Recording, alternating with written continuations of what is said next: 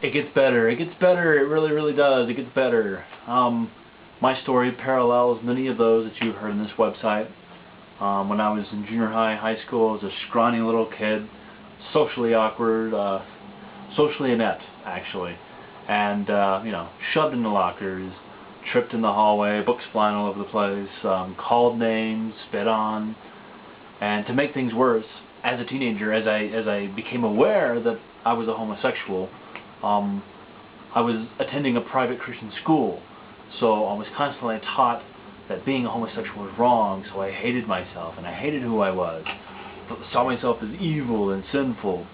And when I graduated high school, I went to the military. And in the military, of course, at the time, don't ask, don't tell, I couldn't come out as a homosexual to anybody in my squadron. So I isolated myself, and I became depressed, and suicidal even. But the best decision I ever made was not allowing that depression to completely overwhelm me, because it got better.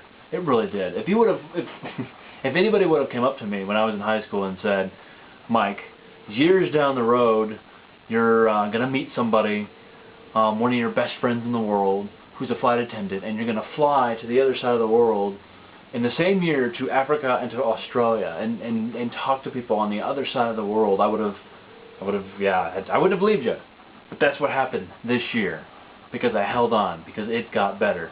I went to college after the Air Force, and I studied literature, I studied philosophy, I studied things that I was passionate about, and I ended up writing my own novel and getting it published, all because I did not allow that depression to completely overwhelm me, all because I held on, and I knew down here that it got better.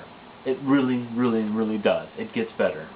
So if you're feeling alone, you're feeling isolated, you watch these videos. Look how many of us there are. You are not alone. And it really does get better.